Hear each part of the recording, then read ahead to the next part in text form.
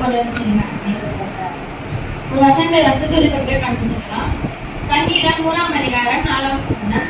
துதியோடும் நன்றி செலுத்தலோடும் அவர் வாசல்களில் பிரவேசியுங்கள், துதியோடு அவர் பிரகாசங்களில் நுழையுங்கள், அவரை துதித்து அவருடைய நாமத்தை ஸ்தோத்தரியுங்கள். இந்த வசனம் அப்படின்னா துதியோடும் நன்றி செலுத்தலோடும் அவர் வாசல்களில் பிரவேசியுங்கள். இதுதான் சொல்லியிருக்காங்கன்னா நம்ம எந்த ஒரு ஜெபம் பண்ணாலுமே ஏசப்பா துதிக்கிறோம் நன்றி செலுத்துறோம் ஸ்டார்ட் பண்றோம். அதே மாதிரியே ஏசப்பா வந்து என்ன சொல்றாங்கன்னா, ஏசப்பா எப்பயுமே என்னை துதிக்காம விட்டுறாங்க, துதிக்கும் போதுதான் அவரோட வாசல்களில் பிரவேசித்து நம்ம வந்து எப்பயுமே துதிச்சுட்டே இருக்க முடியும்.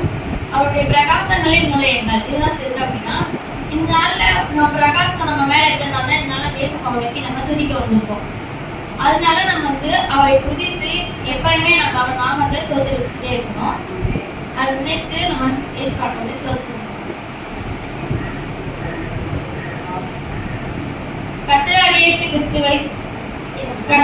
கிறிஸ்துவின் தேவனே, பரலோகத்தின் தேவனே, பரிசுத்தமான தேவனே, சத்தியத்தின் தேவனே, வாக்கு தந்த தேவனே, நம்பிக்கையின் தேவனே, இரக்கமுள்ள தேவனே, இரக்கத்தில் ஐஸ்வர்யமுள்ள தேவனே, நீதியின் தேவனே, நீதியை சரிக்கட்டும் தேவனே, சேனைகளின் தேவனே, என் தேவனே, என் தேவனே, என்னை பெற்ற தேவனே, என்னை காண்கின்ற தேவனே, தரிசனமான தேவனே,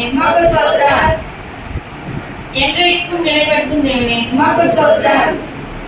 என்றைக்கும் ராஜ்யத்தை எனக்கு உண்டாக்கும் தேவனே, ஞானமுள்ள தேவனே, மறைபொருளை வெளிப்படுத்தும் தேவனே, தேவர்களுக்கு தேவனே, ராஜாவாகிய என் தேவனே, பெரிய தேவனே,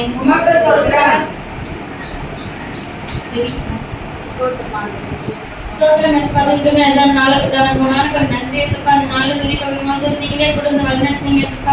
அதுக்காக நன்றி ஏசப்பா. எங்க 23ஆவது கவனின் அசைவான சொன்ன வாட்டுக்காக நன்றி தகவல் பாரத மக்களை நீங்களே தலைவருக்கு கொண்டு சேர்ந்த ஏசப்பா.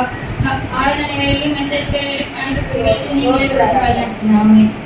நம்ம ராஜாவுடைய சமூகத்துக்கு நம்ம வந்திருக்கோம். நம்ம ஏசு ராஜா நமக்கு எப்பவுமே நம்மளோடு நம்மளை ஆசீர்வதிக்கிற தேவன். அவர் மாளிகையிலே அமர்ந்து அவர் திருப்பாதத்திலே உட்கார்ந்து அவரை துதித்து ஆராதிக்கும் போது எல்லாவற்றுக்குமான மேலான நாமம் இயேசுவின் நாமம் என்று உணர்ந்து ராஜாவின் மாளிகை என்ற பாடலை பாடுவோம். 202ஆம் பாடல். ராஜாவும் மாளிகையில்